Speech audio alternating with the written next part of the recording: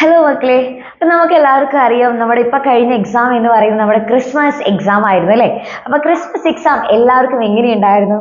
എല്ലാവർക്കും നന്നായിട്ട് തന്നെ എക്സാം എഴുതാനായിട്ട് സാധിച്ചോ? അല്ലെ, അങ്ങനെയൊക്കെ ചോദിച്ചു കഴിഞ്ഞാൽ നമ്മൾ ജസ്റ്റ് ഒന്ന് ആലോചിക്കില്ലേ. കാരണം നമുക്കറിയാം ആ ഒരു പരീക്ഷയുടെ സമയത്ത് എങ്ങനെയാണ് നമ്മൾ പഠിച്ചെന്നുള്ളത് അല്ലെ. ഇവിടെ വന്നിട്ടുള്ള ഇതിപ്പോ കണ്ടുകൊണ്ടിരിക്കുന്ന നമ്മുടെ ഭൂരിഭാഗം കുട്ടികളും എങ്ങനെയാണ് പഠിച്ചിട്ടുണ്ടാവുക? പരീക്ഷയുടെ തലേ ദിവസം അല്ലെ, അറ്റ്ലീസ്റ്റ് ഒരു പാസ് മാർക്കെങ്കിലും വേണേ എന്ന് ദൈവത്തിനോട് പ്രാർത്ഥിച്ചിട്ടായിരിക്കും നമ്മൾ പഠിച്ചിട്ടുണ്ടാവാം. അതായത് നമ്മൾ കൂടുതലായിട്ട് ഇമ്പോർട്ടൻസ് കൊടുത്തത് ഏതാണ്? പ്രീവിയസ് ഇയർ ക്വസ്റ്റ്യൻസിനാണ് അല്ലെ. പരീക്ഷയുടെ തലേ ദിവസം നമ്മുടെ മാരത്തോൺ ലൈവുകൾ എല്ലാതും കാണുന്നു, അതേപോലെ തന്നെ പ്രീവിയസ് ഇയർ ക്വസ്റ്റ്യൻസ് ഒക്കെ ചെയ്ത് പഠിക്കുന്നു. അങ്ങനെയായിരിക്കും നമ്മൾ എന്ത് ചെയ്തിട്ടുണ്ടാവുക? അങ്ങനെയായിരിക്കും ഇത്തവണ നമ്മുടെ ക്രിസ്മസ് എക്സാമിന് വേണ്ടിയിട്ട് നമ്മൾ പഠിച്ചിട്ടുണ്ടാവാം അല്ലെ. പക്ഷേ നമ്മൾ ആ ഒരു ക്രിസ്മസ് എക്സാമിന്റെ ആ ഒരു പാറ്റേൺ, ആ ഒരു എക്സാം പാറ്റേൺ ശ്രദ്ധിച്ചു കഴിഞ്ഞാൽ നിങ്ങൾക്ക് മനസ്സിലായിട്ടുണ്ടാകും എല്ലാതും വരുന്നത് പ്രീവിയസ് ഇയർ ക്വസ്റ്റ്യൻസിൽ നിന്നല്ല അല്ലെ.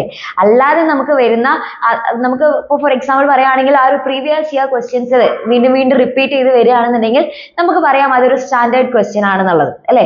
ഒരു സെയിം പാറ്റേണിൽ തന്നെ എപ്പോഴും ചോദിച്ചുകൊണ്ടിരിക്കുന്നു. പക്ഷേ എപ്പോഴും നമുക്ക് ആ ഒരു സ്റ്റാൻഡേർഡ് പാറ്റേൺ നമുക്ക് പ്രതീക്ഷിക്കാനായിട്ട് സാധിക്കില്ല. അല്ലാതെ വരുന്ന ചിലപ്പോൾ നമ്മൾ എക്സ്പെക്ട് ചെയ്യാത്ത തരത്തിലുള്ള ക്വസ്റ്റ്യൻസും കൂടെ എക്സാമിന് ചോദിക്കും അല്ലെ. അതിപ്പോൾ നിങ്ങൾക്ക് ഈ ഒരു ക്രിസ്മസ് എക്സാം എഴുതിയപ്പോൾ നിങ്ങൾക്ക് മനസ്സിലായിട്ടുണ്ടാവും.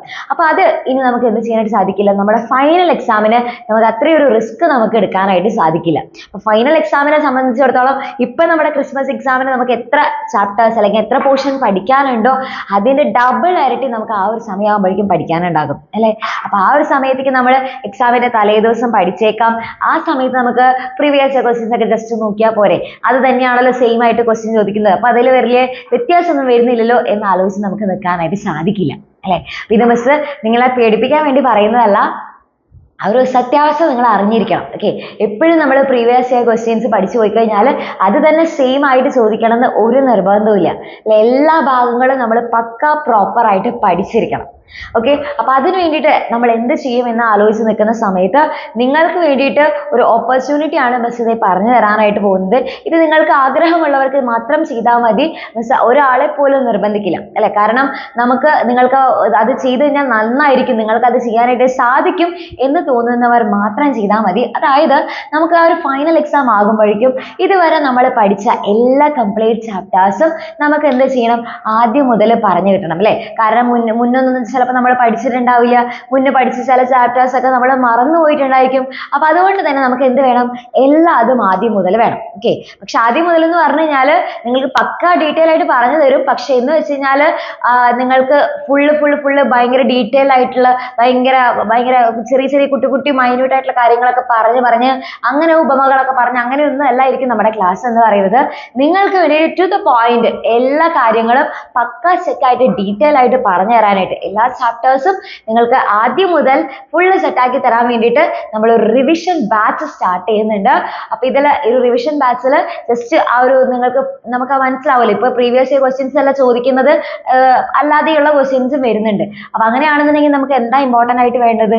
ആ ഒരു ചാപ്റ്ററിൽ ഉള്ള എല്ലാ പ്രോപ്പർ ആയിട്ടുള്ള കാര്യങ്ങളും നമുക്ക് എക്സാമിന് ക്വസ്റ്റ്യൻസ് വരുന്ന എല്ലാ പ്രോപ്പർ പോർഷൻസും കറക്റ്റ് ആയിട്ട് കിട്ടണം അല്ലെ. അപ്പൊ അതിന് വേണ്ടിയിട്ട് ചാപ്റ്റർ നല്ലോണം തറോ ആയിട്ട് തന്നെ പഠിച്ചു വെക്കണം. അപ്പൊ അതിന് വേണ്ടിയിട്ട് ഹെൽപ്പ് ചെയ്യുന്ന ക്ലാസ്സസ് ആയിരിക്കും നമ്മുടെ റിവിഷൻ ബാച്ചിൽ നിങ്ങൾക്ക് ഉണ്ടായിരിക്കാം. ഒന്നും പഠിക്കാത്ത കുട്ടിയാണെങ്കിൽ കൂടിയും നിങ്ങൾക്ക് ധൈര്യമായിട്ട് വന്ന് കണ്ടോ, എല്ലാതും ആദ്യം മുതൽ പഠിച്ചെടുക്കാനായിട്ട് സാധിക്കും. ഓക്കെ, ഇനി അതല്ലാന്നുണ്ടെങ്കിൽ ഓൾറെഡി പഠിച്ചു കഴിഞ്ഞിട്ടുള്ള കുട്ടികളാണെന്നുണ്ടെങ്കിൽ നിങ്ങൾക്ക് അതൊരു പക്ക സെറ്റ് റിവിഷൻ ആയിരിക്കും.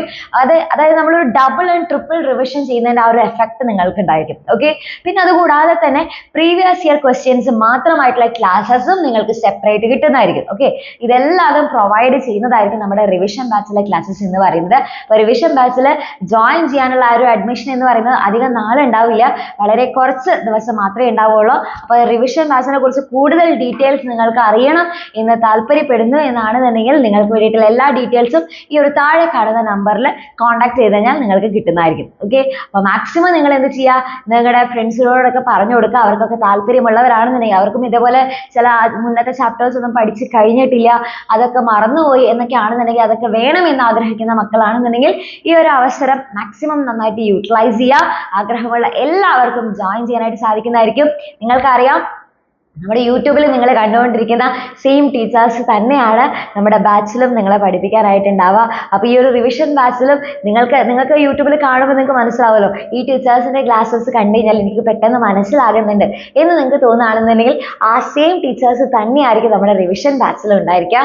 ജോയിൻ ചെയ്യാൻ ആഗ്രഹമുള്ള എല്ലാവർക്കും ജോയിൻ ചെയ്യാം. ഇനി നിങ്ങളൊരു +1 സ്റ്റുഡൻ്റ് ആണെന്നുണ്ടെങ്കിൽ നിങ്ങൾക്ക് മറ്റൊരു ഹാപ്പി ന്യൂസും കൂടി ഉണ്ട്. ആദ്യം ജോയിൻ ചെയ്യുന്ന കുറച്ച് പേർക്ക് മാത്രം നമ്മുടെ ഈ ഒരു +1ൻ്റെ സയൻസ് ക്വസ്റ്റ്യൻ ബാങ്ക് നിങ്ങൾക്ക് കിട്ടുന്നതായിരിക്കും. ഓക്കെ, അപ്പോൾ ഈ ഒരു ക്വസ്റ്റ്യൻ ബാങ്കിൽ ഒത്തിരി വർഷത്തെ ക്വസ്റ്റ്യൻ പേപ്പേഴ്സും ഒത്തിരി ഷുവർ ക്വസ്റ്റ്യൻസും എല്ലാം അതും അടങ്ങിയിട്ടുണ്ട്. അപ്പോൾ ഇതിൽ നോക്കിക്കഴിഞ്ഞാൽ നിങ്ങൾക്ക് എല്ലാ സബ്ജക്റ്റിൻ്റെയും നിങ്ങൾക്ക് കാണാനായിട്ട് സാധിക്കും. ഓക്കെ, അപ്പോൾ അത് നിങ്ങൾക്ക് വളരെയധികം യൂസ്ഫുൾ ആയിരിക്കും. പക്ഷേ ഇത് ലിമിറ്റഡ് സ്റ്റോക്ക് ആയതുകൊണ്ട് തന്നെ എല്ലാവർക്കും കിട്ടുന്നതായിരിക്കില്ല. ആദ്യം ജോയിൻ ചെയ്യുന്ന കുറച്ച് പേർക്ക് മാത്രമേ കിട്ടുള്ളൂ. അപ്പോൾ വേഗം തന്നെ ജോയിൻ ചെയ്യാനായിട്ട് ആഗ്രഹമുള്ളവർക്ക് എല്ലാവർക്കും ഇതും കൂടെ വേണമെന്നാണെന്നുണ്ടെങ്കിൽ മക്കളെ ആഗ്രഹമുള്ള എല്ലാവർക്കും വേഗം തന്നെ ജോയിൻ ചെയ്യാനായിട്ട് സാധിക്കുന്നതായിരിക്കും കേട്ടോ. ഓക്കെ, അപ്പോൾ കൂടുതൽ ഡീറ്റെയിൽസ് അറിയണമെന്നുണ്ടെങ്കിൽ താഴെ കാണുന്ന നമ്പറിൽ കോൺടാക്ട് ചെയ്യുക, മറക്കണ്ട. ഓക്കെ, അപ്പോൾ നമുക്ക് അടിപൊളിയായിട്ട് നമുക്ക് റിവിഷനൊക്കെ ഫുള്ള് സെറ്റാക്കാം. ഇത്തവണത്തെ നമ്മുടെ ഫൈനൽ എക്സാം നമുക്ക് കൂളായിട്ട് പോയിട്ട് എഴുതാം.